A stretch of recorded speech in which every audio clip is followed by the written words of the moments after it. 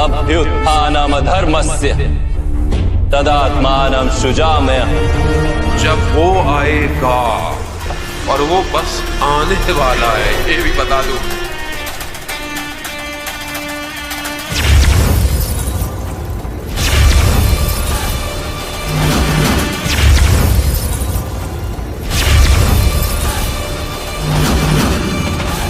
संत रामपाल जी महाराज सबके गुरु है। संत रामपाल जी ने जब ये सुना तो वे घबरा गए। ये सौ पड़े अरे मुसीबत बेटा,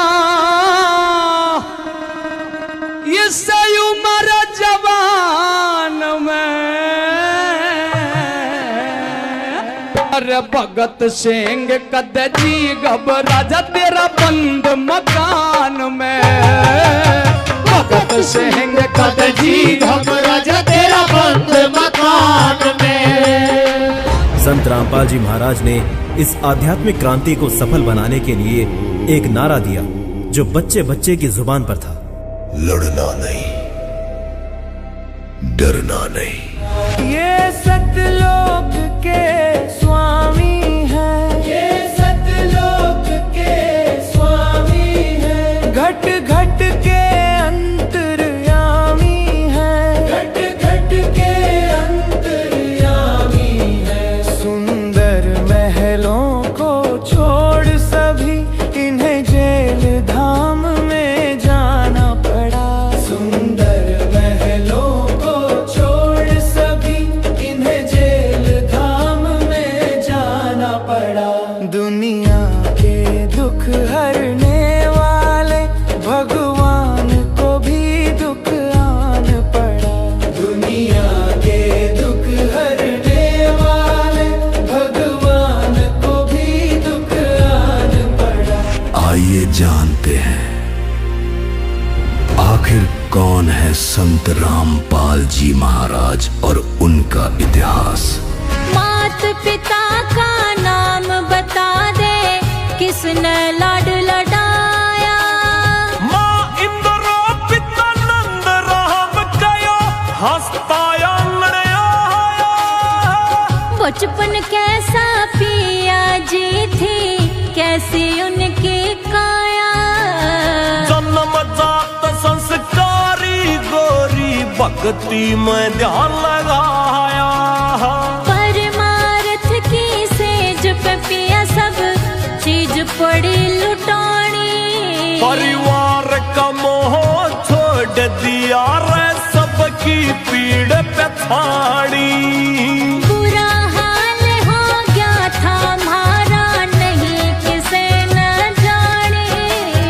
जगत गुरु संत रामपाल की सुना दूं अमर कहानी।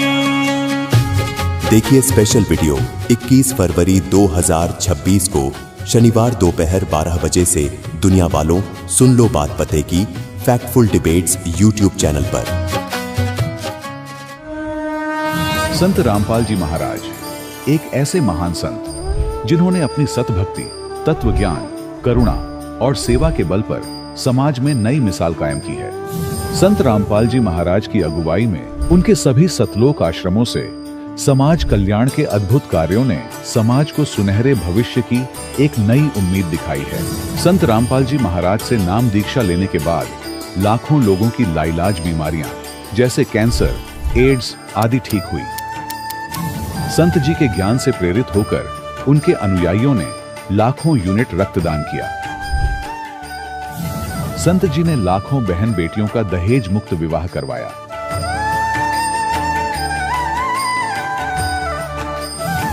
संत जी ने लाखों लोगों का नशा छुड़वाया, करोड़ों उजड़े परिवार बसे। संत जी के आश्रमों में समागम के दौरान निःशुल्क नेत्र चिकित्सा, दंत चिकित्सा प्रदान की जाती है। संत रामपाल जी महाराज द्वारा समय समय पर पर्यावरण संरक्षण के उद्देश्य से बड़े स्तर पर वृक्षारोपण किया जाता है। संत जी ने जरूरतमंदों को तत्काल राहत पहुंचाने के लिए एम्बुलेंस सेवा शुरू की। संत जी अपने अनुयायियों को देहदान के लिए प्रेरित करते हैं, जिससे मानवता की सेवा और चिकित्सा क्षेत्र में सुधार हो सके। संत रामपाल जी महाराज के सभी आश्रमों में हर रोज निशुल्क भंडारा आयोजित किया जाता है, जहां हर वर्ग, हर जाति और हर धर्म के लोग एक साथ बैठकर भोजन करते हैं।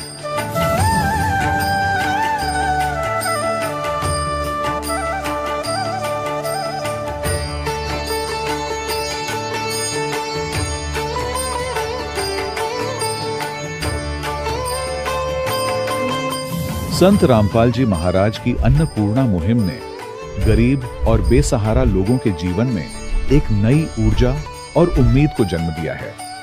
घर घर खाद्य सामग्री और जरूरी मदद पहुंचाकर संत रामपाल जी महाराज ने लोगों को दुख और मजबूरी से लड़ने की ताकत प्रदान की है।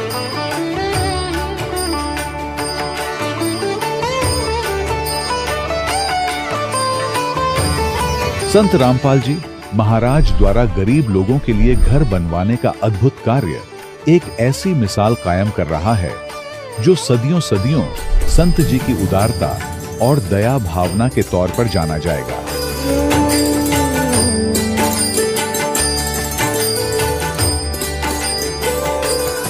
संत रामपाल जी महाराज ने हरियाणा सहित भारत के कई राज्यों में आई भीषण बाढ़ से अनेक गांवों और किसानों को बड़ी राहत दिलाई। तत्काल लाखों फुट पाइप और हजारों मोटर उपलब्ध कराकर किसानों के खेतों और गांवों में भरे बाढ़ के पानी को बाहर निकालकर उनको नया जीवन दान प्रदान किया। आज संत रामपाल जी महाराज को किसानों के मसीहा के तौर पर देखा जा रहा है। जगह जगह उनके लिए सम्मान समारोह आयोजित हो रहे हैं। संत रामपाल जी महाराज के आश्रम में हजारों बुजुर्गों को सम्मान और प्यार के साथ जीवन जीने का अवसर मिलता है। उनके खाने, रहने और स्वास्थ्य की पूरी जिम्मेदारी संत रामपाल जी महाराज उठाते हैं। अनाथ बच्चों के लिए संत रामपाल जी महाराज के सभी आश्रम किसी वरदान से कम नहीं। यहाँ उन्हें शिक्षा, संस्कार और भविष्य के लिए बेहतर अवसर प्रदान किए जाते हैं। चाहे बाढ़ हो, भूकंप या महामारी, संत रामपाल जी महाराज और उनके अनुयायी हमेशा ही जरूरतमंदों के लिए सबसे आगे खड़े रहते हैं।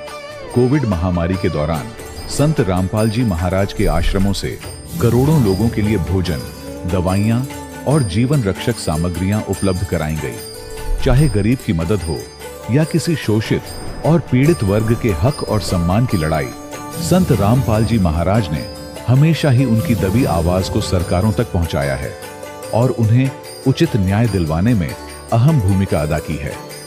समाज में आध्यात्मिक और सामाजिक मूल्यों के प्रति जागरूकता लाने में संत रामपाल जी महाराज हर कदम पर मानवता के सच्चे सेवक साबित हुए हैं।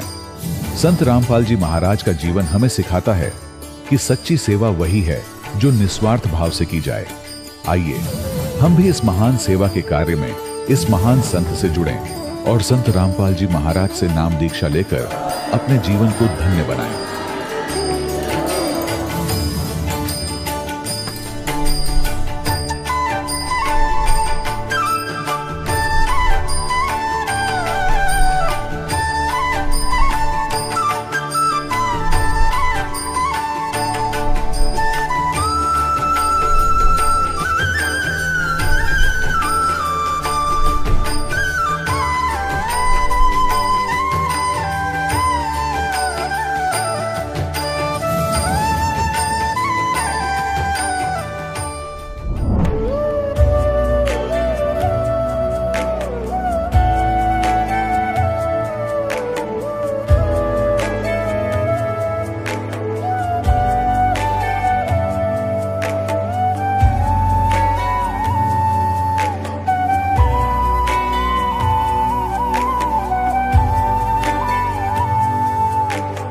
गीता अध्याय 15 के श्लोक 16-17 में 3 प्रभु बताए हैं।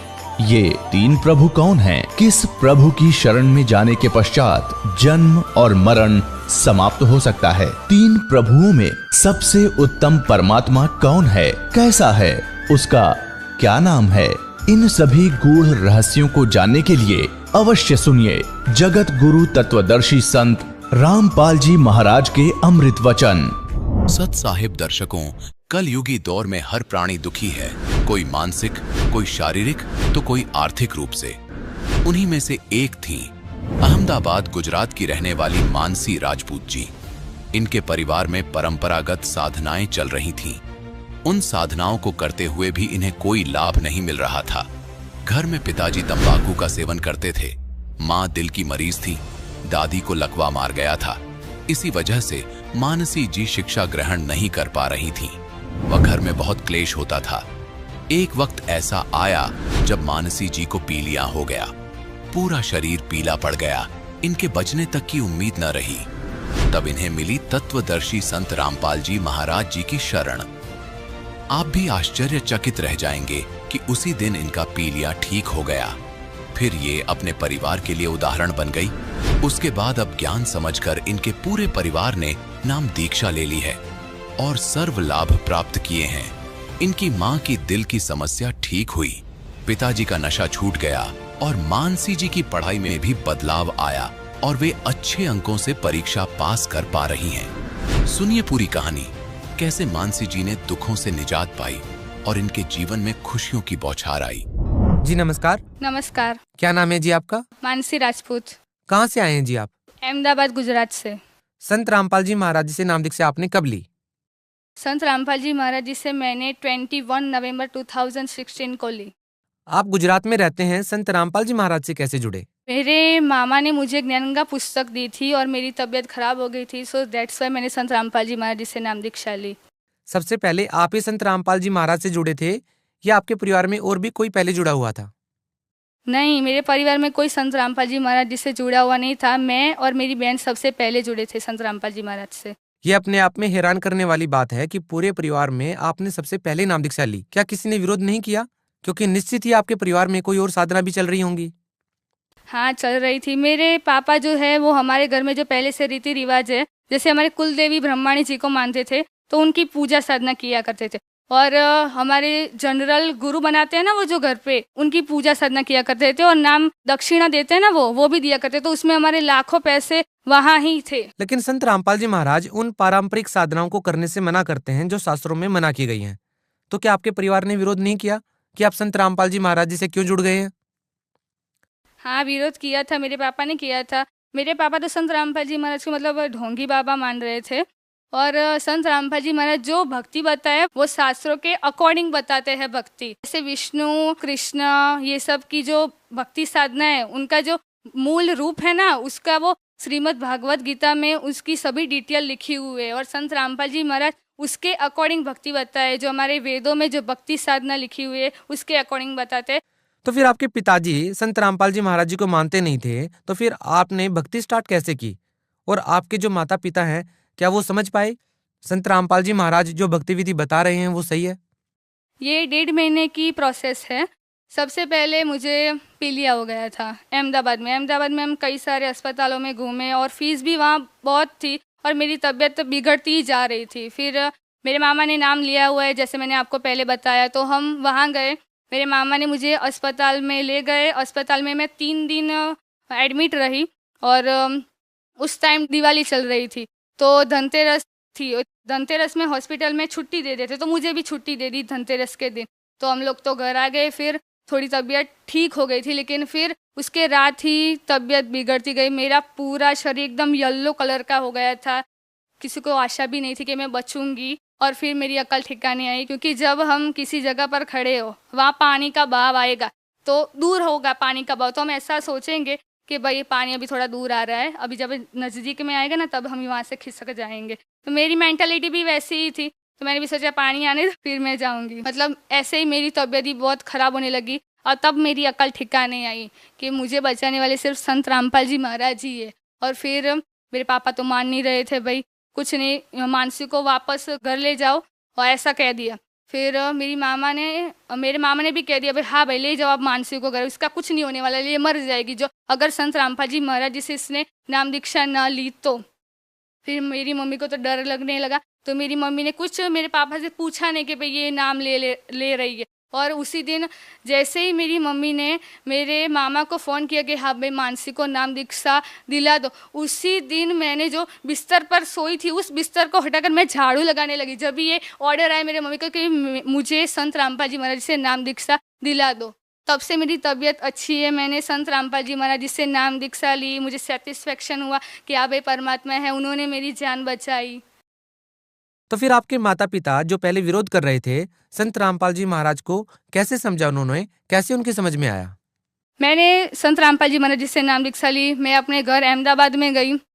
मेरे पापा जो भक्ति साधना किया करते उनको मेरी मम्मी ने बोल दिया भाई आप जो देवी देवताओं की भक्ति कर रहे हो उनको अब नहीं करना है, क्योंकि मानसी अब संत रामपाल जी महाराज जी की शरण में है और संत रामपाल जी महाराज शास्त्रों के अनुसार भक्ति बताते हैं, इसीलिए मेरे पापा भी मान गई। लेकिन आपके पिताजी तो संत रामपाल जी महाराज जी को एक ढोंगी मानते थे, तो फिर उनको कैसे विश्वास हुआ कि आप जो भक्ति साधना कर रहे हैं वो सही है?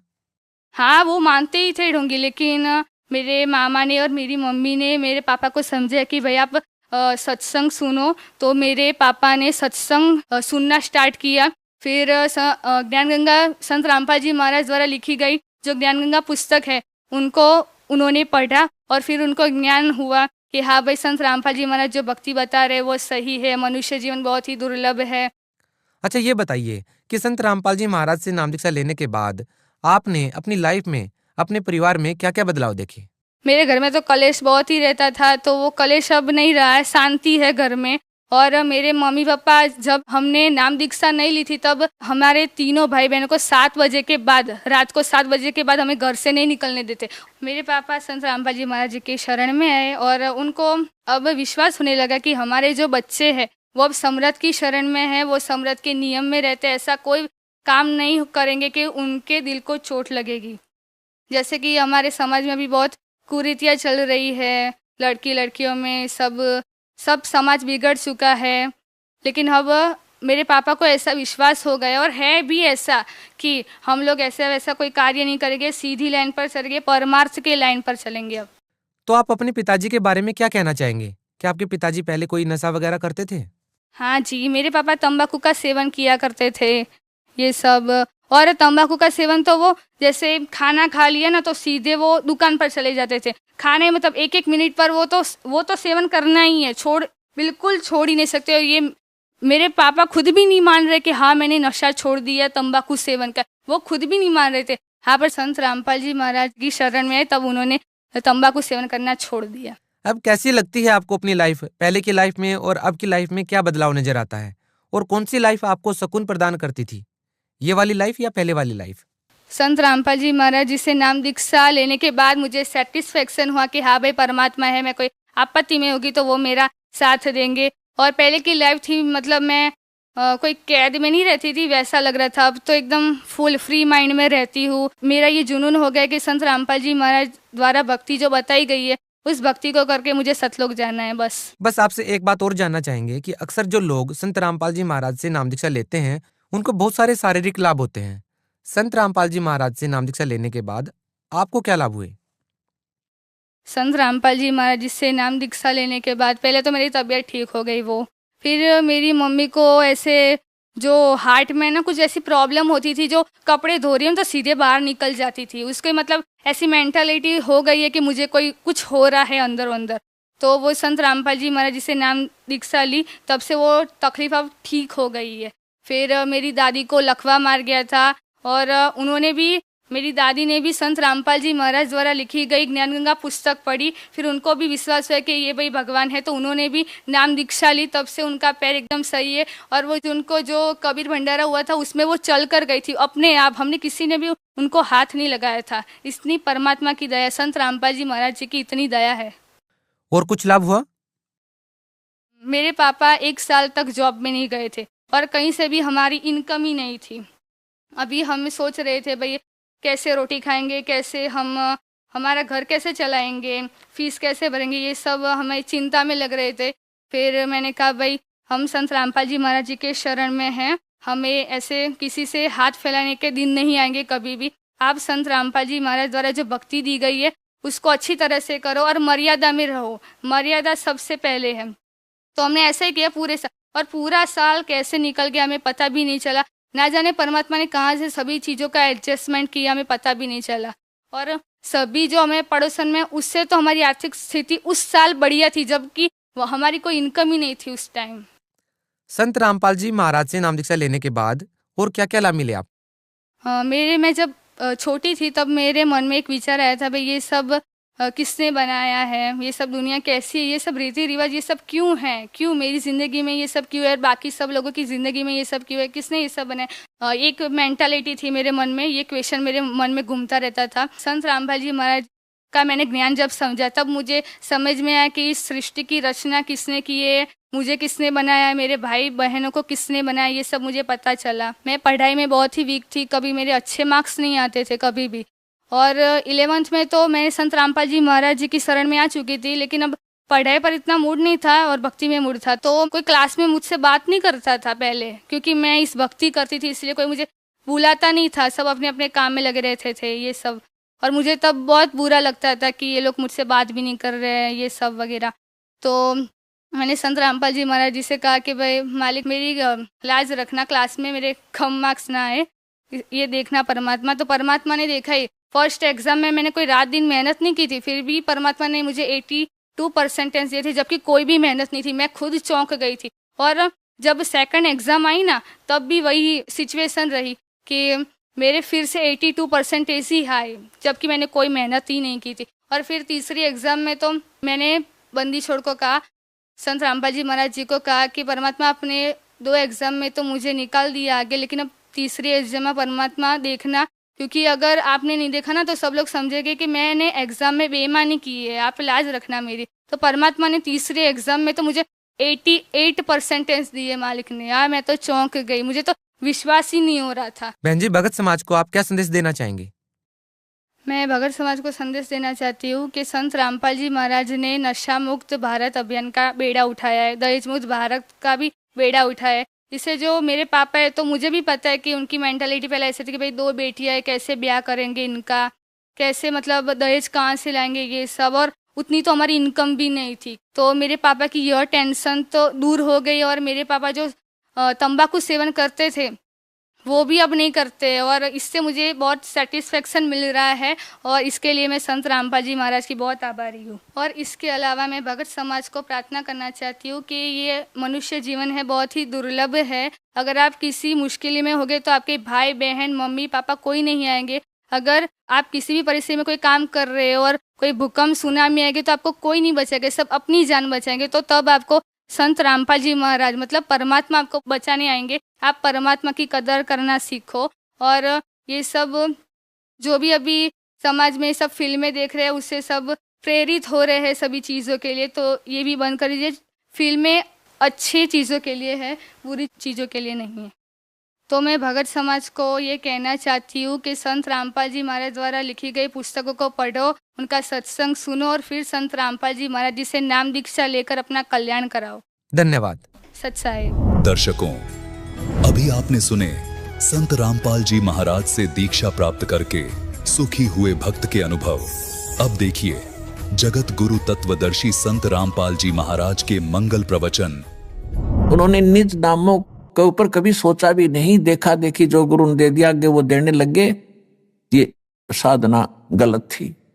और माला घाले हुए हैं मुक्ता, 4 माला पैर करने सोचा हो गए पार। सट दल उआ बाई बकदा, उआ बाई बक क्या करते, इनको कोई ज्ञान नहीं था। श्री कृष्ण को सर्वेश्वर महेश्वर ब्रह्मा विष्णु महेश अजरो अमर है, इनके कोई माता पिता नहीं, इसको उआ बाई कहते। अटबट बकवास करते थे।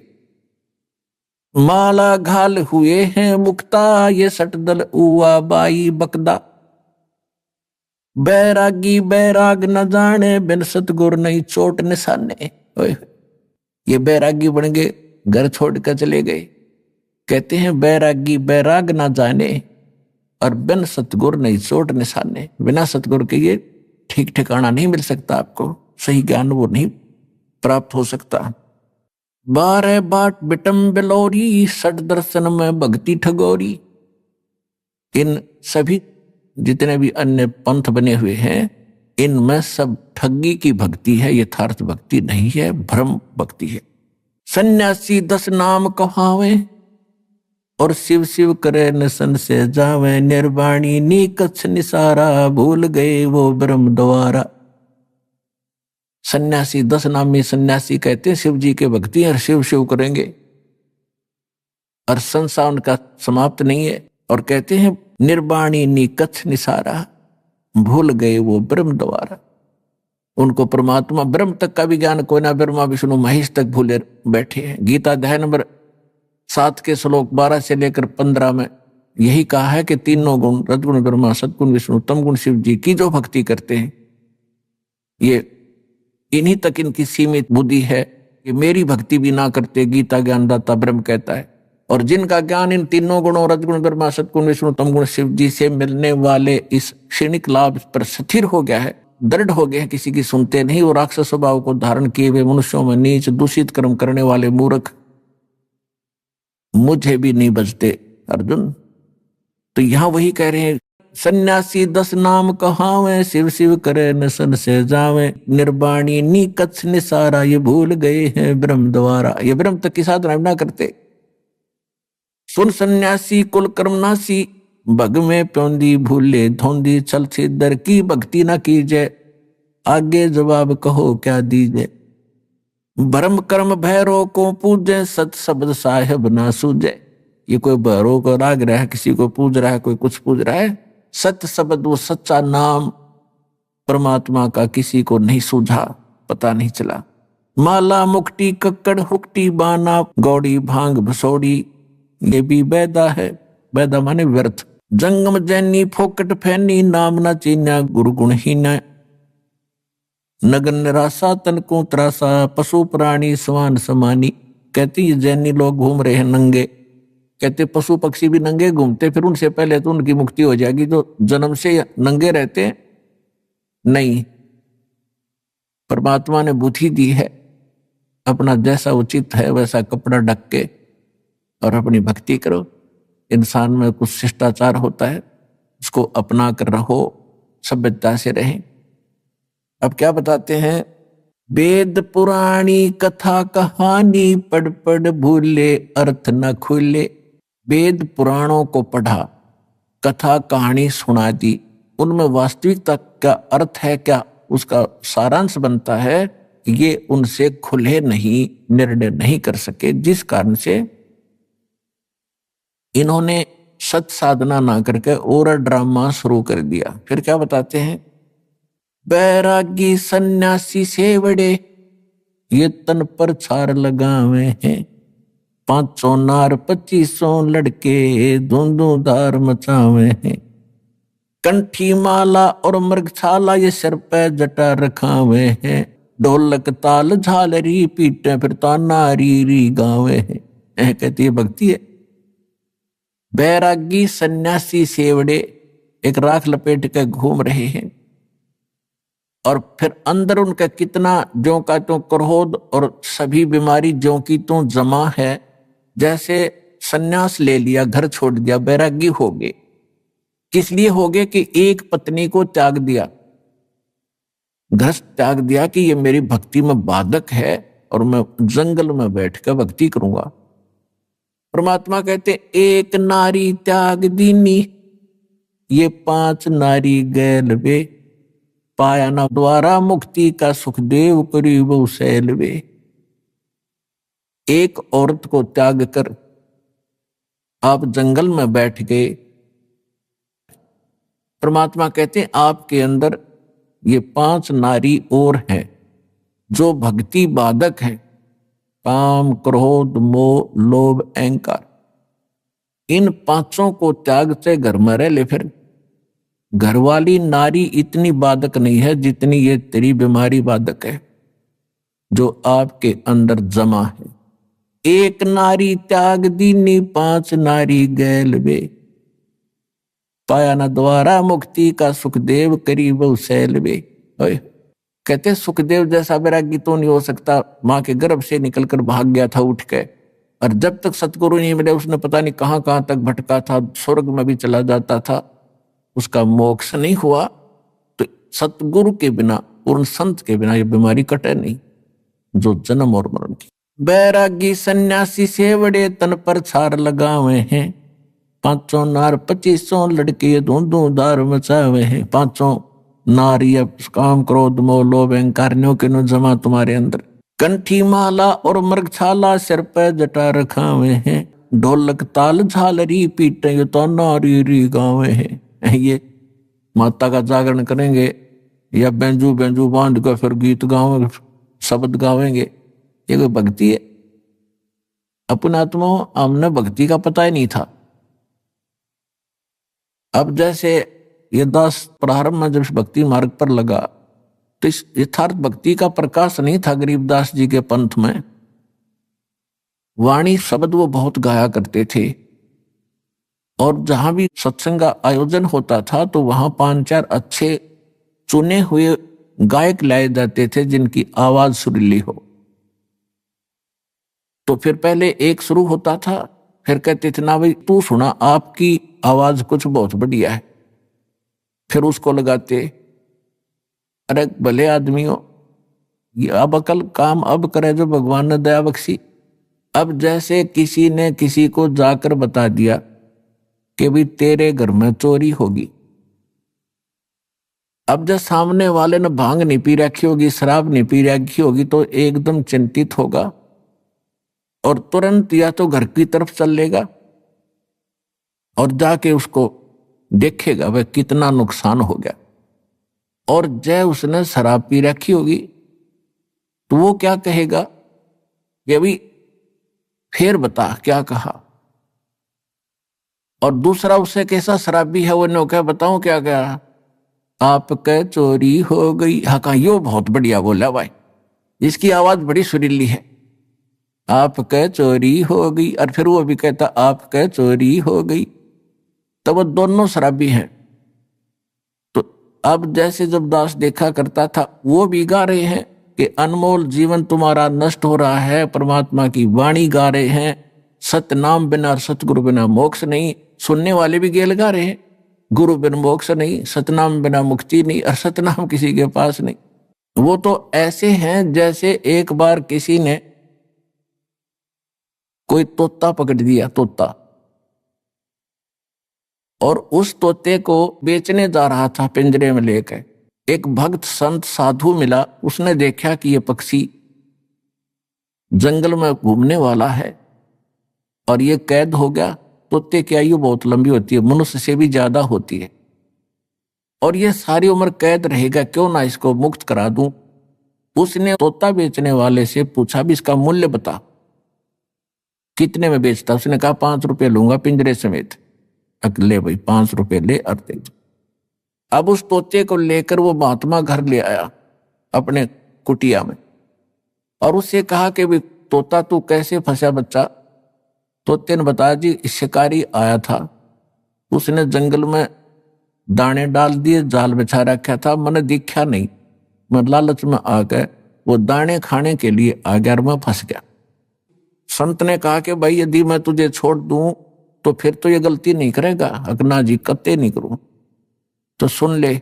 और आप वहां जाकर सारे तेरे साथियों ने भी बता दिए क्या कि एक मूल मंत्र बताता हूं। अब बताओ भाई, पर दी आवेगा शिकारी, जाल डालेगा, दाने डालेगा, हम दाने नहीं खाएंगे तो फंसेंगे नहीं।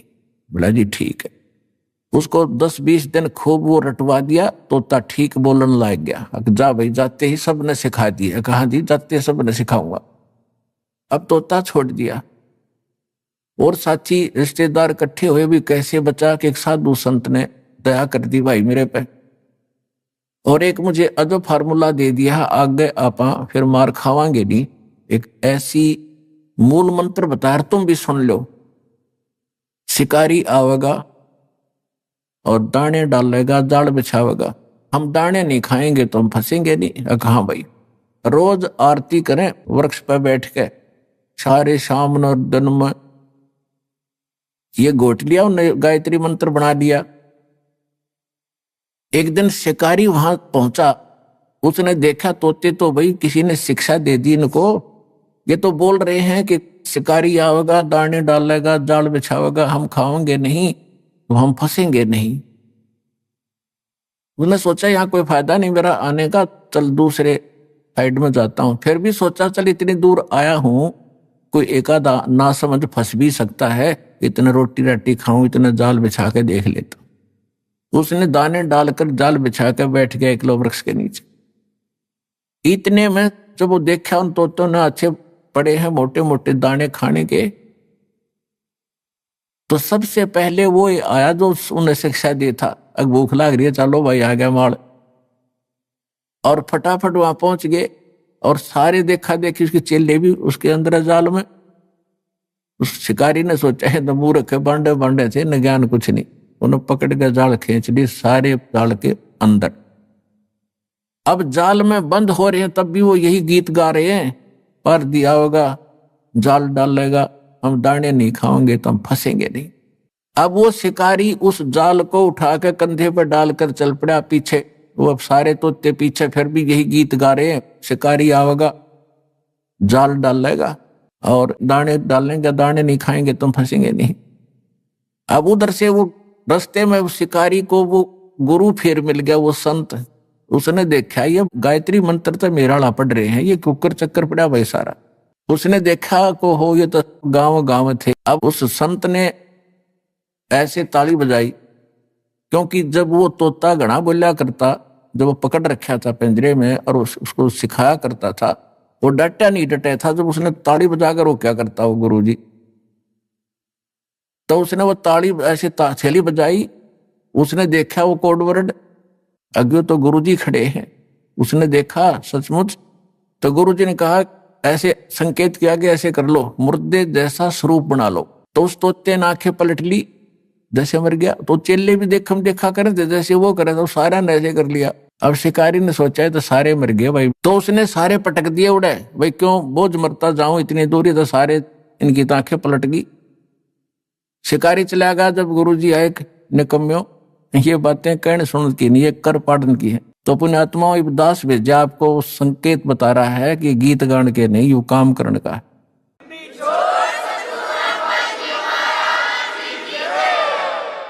बैरागी सन्यासी से बड़े तन पर छार लगावे हैं, 500 नार 2500 लड़के ये धुंधुधार मचावे हैं। कंठी माला और मृगछाला सिर पे जटा रखा हुए हैं, और ढोलक ताल झालरी पीटो तो नारी री गावे हैं। तन के योगी मन के भोगी गुल्लर पेट पड़ा हुए हैं, कुछ भी रज का मरम न जाना ये भद्र भेख बना हुए हैं। करवा और कॉपी न लिए जो बनखट गुफा बना हुए हैं, खुदा कुत्ती घट में दूती फिर गृह द्वारे आवे हैं। अब क्या बताते हैं कि घर त्याग कर जंगल में जाकर बैठ गए। देखो परमात्मा के लिए हम भटक रहे हैं, हम रह नहीं सकते जब तक मालिक नहीं मिलेगा। हमारी ये प्यास बुझ नहीं सकती, क्योंकि हम ऐसे सुख स्थान को छोड़कर इस कंगाल लोक में आ गए। यहाँ कोई वस्तु पूरी नहीं है, तो उसके लिए हम युगों से भटक रहे हैं। लेकिन साधना ठीक ना मिलने से हमारे वो बलिदान भी व्यर्थ गए। घर छोड़ना कोई छोटी बात नहीं है, बच्चों को त्यागना, लेकिन परमात्मा के लिए और प्रेरणा पाकर किसी संत साधु से घर भी त्याग दिया। अब जंगल में जाकर बैठ गया। अब बैठ तो गया, लेकिन भूख लगेगी, एक दिन रोक लेगा भूख ने, 2 दिन रोक लेगा, फिर कहाँ आना पड़ेगा, गृहस्थी के द्वार पर आना पड़ेगा, और रोटी उससे भिक्षा लेकर फिर जंगल में जाएगा, वहां खावेगा। फिर सर्दी लगेगी, कुटिया बनावेगा वर्षा से बचने के लिए, क्योंकि वैसे भक्ति हो नहीं सकती, कभी ओले गिर जाए और कभी धूप सतावे, कभी वर्षा में भीग जा, तो उसके लिए झोपड़ी भी डालनी पड़ी। रोटी खाने के लिए कोई थोड़े बहुत पात्र भी इकट्ठे करने पड़े, कोई गिलास कटोरा थाली। तो परमात्मा कहते हैं कि डेरे डंडे खुश रहो ये खुसरे लेने मोक्ष, दरु प्रहलाद पार हो गए फिर गृहस्थी में क्या दोष। केले की कोपीन है जो फूल पान फल खाही, नर का मुख नहीं देखते जो बस्ती निकट ना जाही। वो जंगल के रोज हैं जो मनुष्यों बिद के जाही, निस्तिन फरो उजाड़ मैनो परमात्मा पावे नाही। कहते वो तो जंगल के रोज है नील गाय, आदमियां देख को भाग जाओ जंगल में, अकम बस्ती के निकट नहीं जाते, फूल पत्ते खाकर गुजारा करते हैं और तन पर केवल केले की कॉपी यानी केले के पत्ते को गुप्तांग पर रखते हैं। इतने बैरागी हैं। परमात्मा कहते हैं यदि सच्चा नाम, सतनाम और सार नाम कंप्लीट कोर्स नहीं मिला तो कितना आडंबर कर ले, मोक्ष नहीं। और मोक्ष के लिए परमात्मा ने उदाहरण दिया कि स्वयं एक झोपड़ी बनाकर रहे, एक गृहस्थ आचार निर्वाह करके दिखाया कि परमात्मा ऐसे मिलेगा। अपना समय पर जो मालिक देता उसमें विश्वास करो, भक्ति करो और अपने जहां सुविधाजनक है उसमें रहो एज इट इज।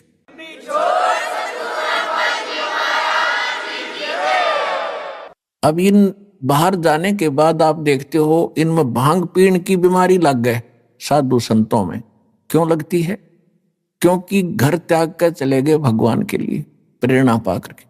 अब जो गुरुजी हैं उनको मालूम है कि नया नया आया है, महीने 2 महीने में इसको घर की याद सतावेगी, इसलिए उसको आदि कर देते हैं सुल्फा पैण की, भांग पैण का, कि यू यहाँ पड़ा रहेगा तेरे पास ना, तू भाग ना जा। और भांग पी के भक्ति हुआ करके दे, बकवादों के काम है ये। अन्यों का साधु संत तन्यों पिया करें, जहर पी लो ना साधु संत, अगर ये भांगे पीण से काम चल रहे थे बकवास करें।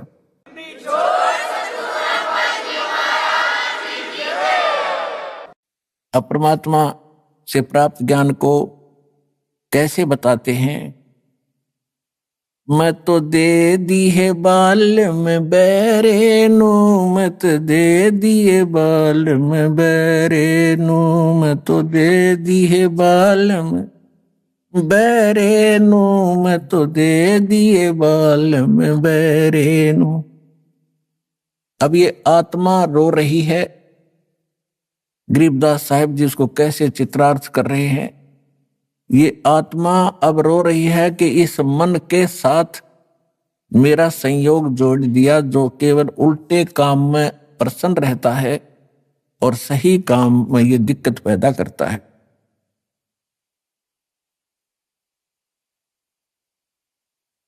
अब जैसे आप फिल्म देखते थे, पहले अब तक नहीं देखते, फिल्म देखते थे तो 3-3 घंटे तक बैठे रहने आंख पाड़े, और पहले वीसीआर लाकर 3-3 फिल्म 9-9 घंटे सारी सारी रात देखे जाते। नो ऑब्जेक्शन, क्यों? मन तो बकवाद चाव है कि ये कर्म फोड़ ले किसी तरह अपना टाइम पास करके मनुष्य जीवन का और निकल जाए कि इसमें तो फिर देखो इसने गधा कुत्ता बना के छोड़ देगा। तो यहां आत्मा कहती है कि ये मन यू चाव है भक्ति करे तो नकली करे।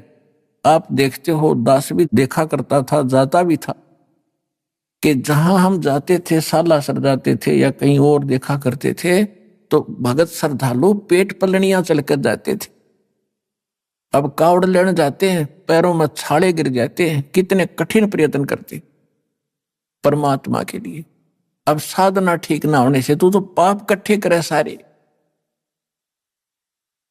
और अब इसको सत भक्ति जब मिलती है तो एक मंत्र की माला करण में इसका मन कट्टा है, मन का न सोचा फिर देखूंगा फिर देखूंगा, और वो डले डोण में कतीना नो क्या फिर जाऊंगा। तो उल्टे काम इस पर कितने करवा लो, अच्छे काम में यो उल्टा चले। सत साधना जब इसको मिलती है तो आनाकानी करता है। अब पहले आपको जो ज्ञान प्राप्त था, कोई सोमवार का व्रत रखता था और उसको कोई कह दे कि शुक्रवार का बहुत बढ़िया व्रत हो, वो भी साथ कर लेता शुरू।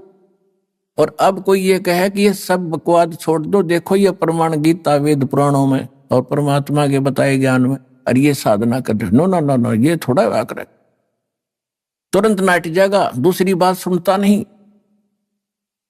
तो क्या कहते हैं? मैं तो दे दी है बाल में बैरे नू, मैं तो दे दिए बाल में बैरे नू। आत्मा कह रही है कि मैं तो इस मन के साथ जोड़ दी, और मन काल है, काल का एजेंट है, और आत्मा परमात्मा का अंश है। संसारी दी गल्ला चिन्ह ये नहीं बूझे शब्द जो गहरे नू संसारी दी गल्ला चिने नहीं बूझे शब्द जो गहरे नू मुर्दों से ती प्रीत लगावे न जाने सतगुरु मेरे नू मैं तो दे दी है बालम बेरे नू मैं तो दे दिए बालम बेरे श्वेत छतर सिर मुकुट बिराजे देखत ना उस चेहरे नू। गरीबदास जी कह रहे हैं मैं देख रहा हूं भगवान को, सिर पर मुकुट है, श्वेत छत्र है दाता के ऊपर, श्वेत छतर सिर मुकुट विराजे देखत ना उस चेहरे नू। ऊंची थड़ियां ये खेती बोवे भूल गए निज डेरे नू। ऊंची थड़ियां खेती बोवे ये भूल गए निज डेरे नू मैं तो दे दी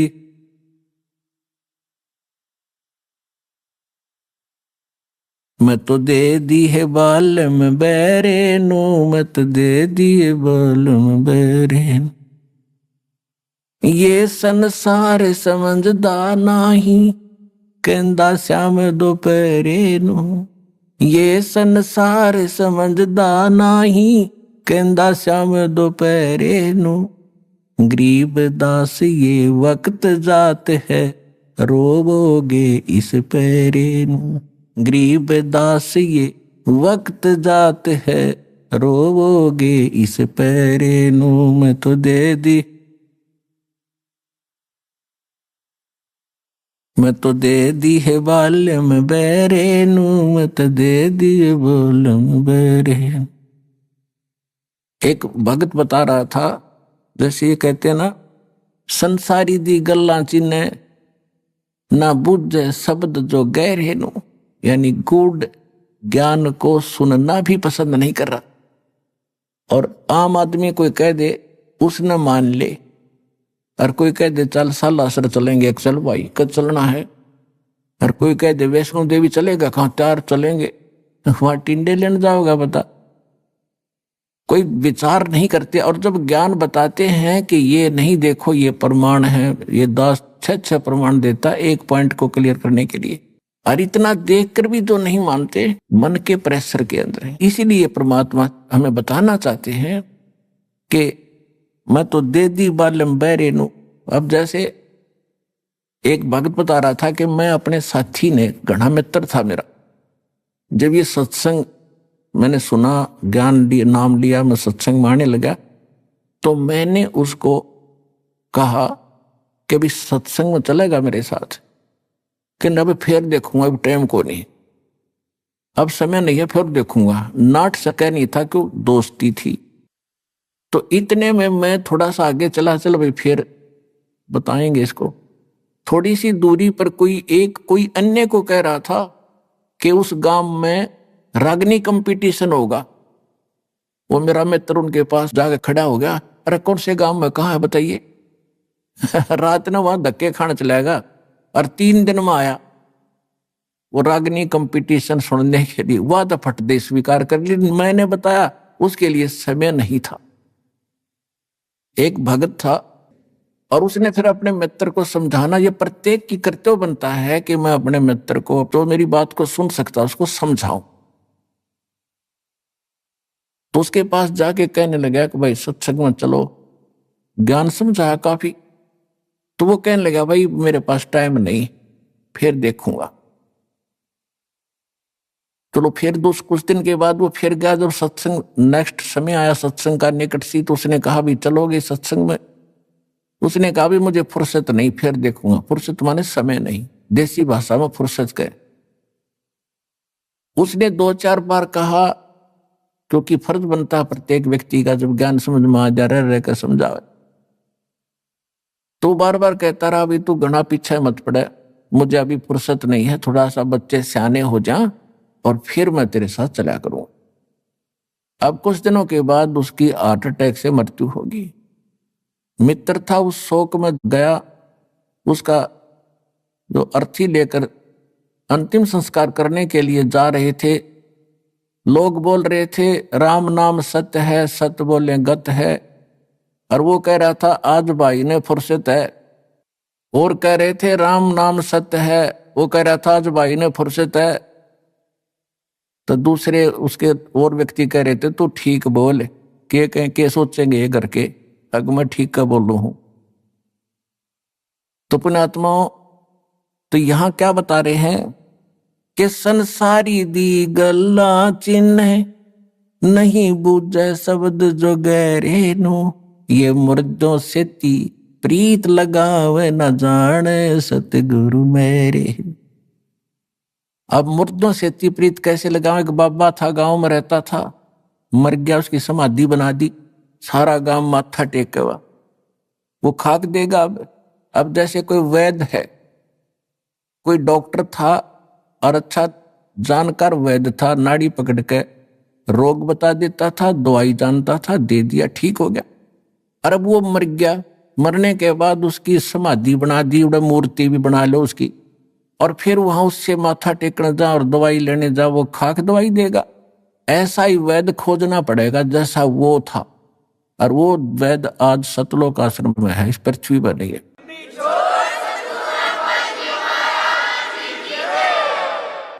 अब क्या बताते हैं? श्वेत छतर सिर मुकुट विराज, देखत ना उस चेहरे नु।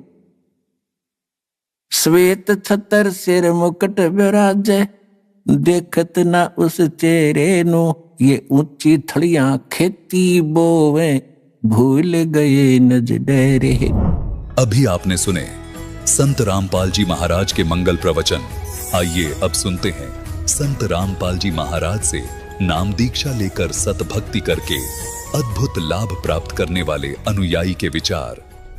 मौजूदा समय में भारत में अनेकों धर्म गुरु हैं, परंतु इस भीड़ में यह चयन करना कि सच्चा सद्गुरु कौन है, यह कठिन है।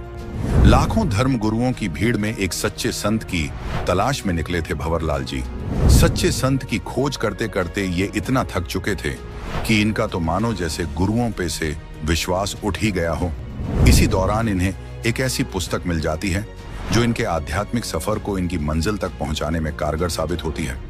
आखिर उस पुस्तक में कौन से ऐसे भेद थे जिनको जानकर भंवरलाल जी लाखों की भीड़ में सच्चे सद्गुरु को पहचान पाए? आइए अब जानते हैं भंवरलाल जी के जीवन परिवर्तन की कहानी इन्हीं की जुबानी। नमस्कार सर। सत साहेब। क्या नाम है सर आपका? मेरा नाम भंवरलाल दास है। क्या काम करते हैं सर? मैं विद्युत विभाग के अंदर मीटर रिपेयर एंड टेस्टर हूँ सर। सर, संत रामपाल जी महाराज से नाम उपदेश लेने से पहले आप क्या भक्ति साधना करते थे? मैं सबसे पहले रामदेव जी बाबा की भक्ति करता था, और वैसे देवी देवताओं को और को भी वैसे साथ में मानता रहता था, और व्रत वगैरह भी करता रहता था। सर, जो भक्ति साधना आप करते थे उससे आपको क्या लाभ प्राप्त हुए? उससे सर जी मेरे कोई लाभ प्राप्त नहीं हुआ, मैं तो सिर्फ करता रहता था। उसका यहाँ रामपाल जी महाराज के आने के बाद में यहाँ पता चला मेरे को कि वास्तविक में भक्ति क्या चीज़ होती है। उससे पहले मेरे को कोई पता नहीं चला, और दुखी दुखी आते रहते थे। सर जी, दुख तो ये आता रहता था कि जैसे मेरी पत्नी है वो बीमार रहती थी, और वो भी इस तरह से कि हमेशा दवाई लेते रहते थे, और फिर भी वो ठीक नहीं होती थी। इसलिए दुख का तो कोई बहुत ज़्यादा ही आते रहते थे, कोई पता नहीं। बीमारी थायराइड थी एक तो, और थायराइड के अंदर भी वो सुन टाइप रहने लग जाती थी, और उसके सोयल आ जाती थी। और काफ़ी इलाज कराया बीकानेर से भी, और रतनगढ़ में तो काफ़ी डॉक्टरों से इलाज कराया। फिर बीकानेर भी उन्होंने कहा बीकानेर दिखा लो, तो बीकानेर भी गए, वहाँ भी पीबीएम में, वहाँ भी कोई इलाज नहीं हुआ। और वही उसी तरह से दवाई लेते रहते थे, कभी कम हो जाता था, कभी ज़्यादा हो जाता, इस तरह से चलती रहती थी। सर, आप संत रामपाल जी महाराज की शरण में कैसे आए? संत रामपाल जी महाराज की शरण में इस तरह से आया कि मैं एक बार सरदार से गया हुआ था। वहाँ कोई, अभी तो भक्त बोलते हैं, लेकिन कोई किताब बेच रहा था 10-10 रुपये में। तो मुझे किताब अच्छी लगी, मोटी दिखी, और उसका पन्ना सही था। मैंने देखा किताब तो अच्छी है, 10 रुपये में क्या आता है, तो मैंने वो किताब खरीद ली। फिर उन्होंने पढ़ना स्टार्ट किया, थोड़ा सा पढ़ा, फिर ब्रह्मा विष्णु महेश का नाम आया। तो मैंने सोचा कि सभी ऐसे ही करते हैं, जैसे कोई भी संत है वगैरह है वो ऐसे ही करते रहते हैं कि भाई ब्रह्मा जी बड़े हैं तो ब्रह्मा जी के जैसे कोई दिखाते हैं तो ब्रह्मा जी बड़ा बता देते हैं, विष्णु जी को तो विष्णु जी को बड़ा बताते हैं। सीरियल के अंदर भी ऐसे देखते रहते थे, लेकिन ये कोई नहीं बताता कि वास्तव में भगवान कौन है और परमात्मा किसको कहते हैं, ये कोई नहीं बताता था। फिर एक बार हमारे भगत जी हैं पास में ही, वो हमारे घर पे आए और वो आके कहा कि भगत जी मैंने तो गुरु धारण कर लिया है।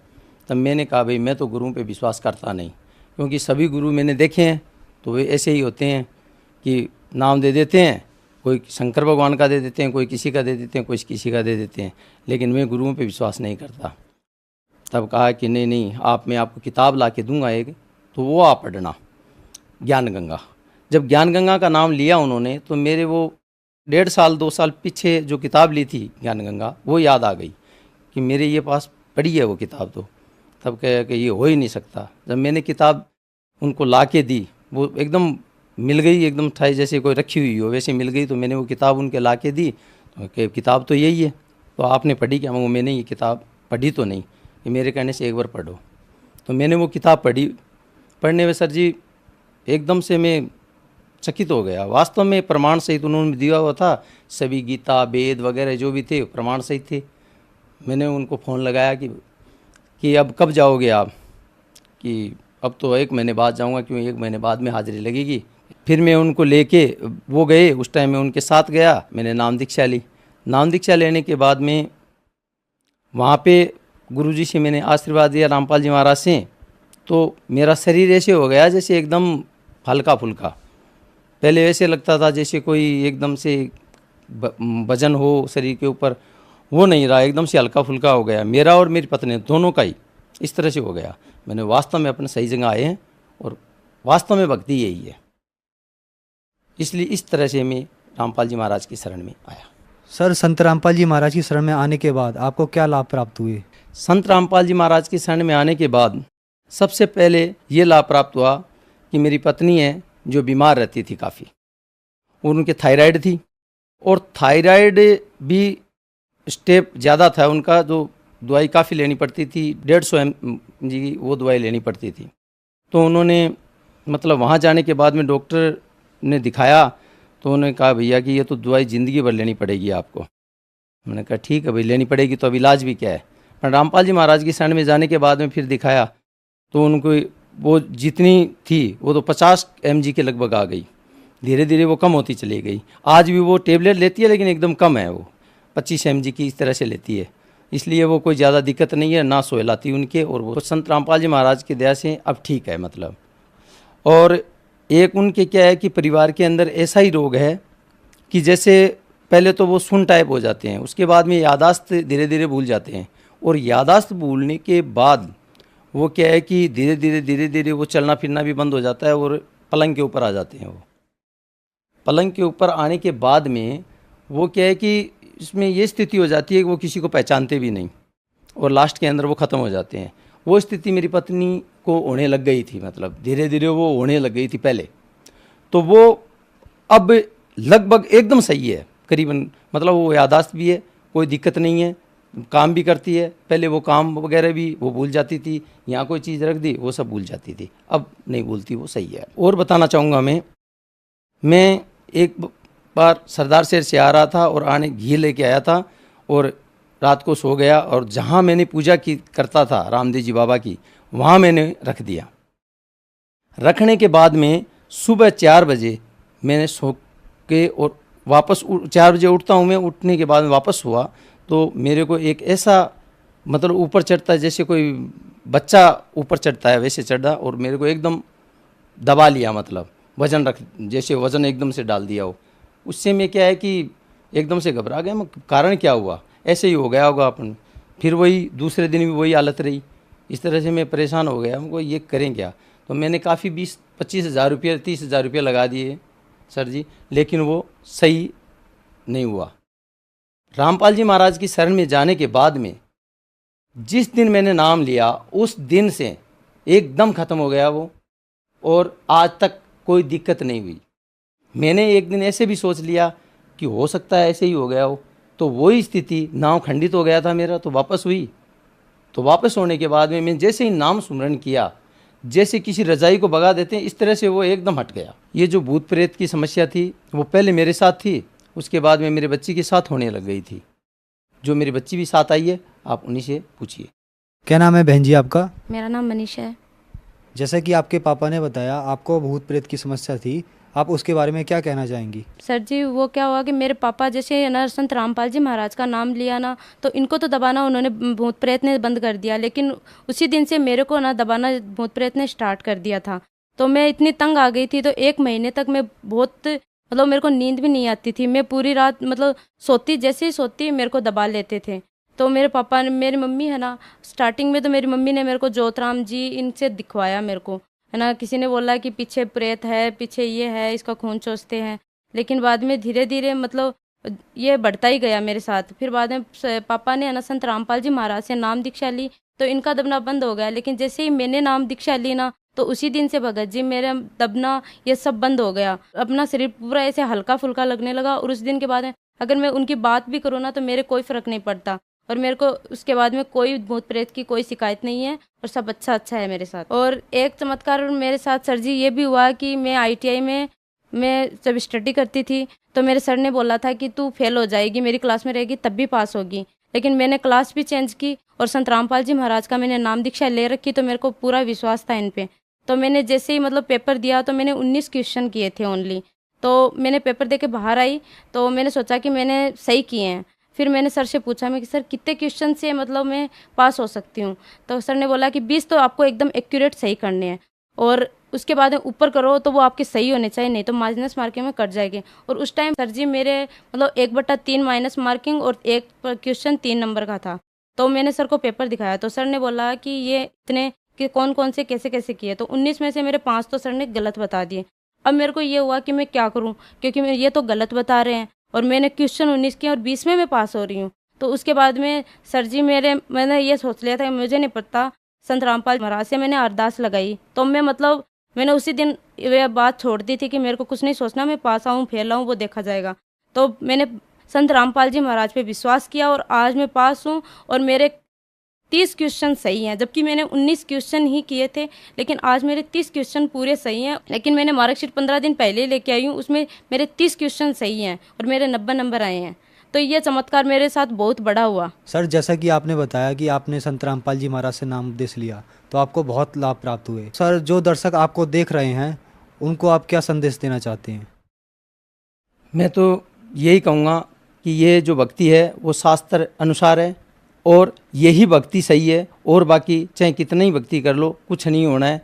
इसलिए रामपाल जी महाराज की शरण में आए और अपना कल्याण करवाएं। सर, अगर कोई संत रामपाल जी महाराज से नाम उपदेश लेना चाहता है, तो वह संत रामपाल जी महाराज से नाम उपदेश कैसे ले सकता है? संत रामपाल जी महाराज से नाम उपदेश लेने के लिए टीवी के ऊपर सत्संग आती है, सत्संग के नीचे एक पट्टी आती है, उस पट्टी के ऊपर नंबर आते हैं, और उन नंबरों के ऊपर आप टेलीफोन कीजिए। वहाँ से आपको नज़दीक का नामदान स्थल है, वहाँ का केंद्र का नाम बताया जाएगा, और वहाँ आप जाके और नाम दीक्षा ले सकते हैं। धन्यवाद सर। सत साहिब।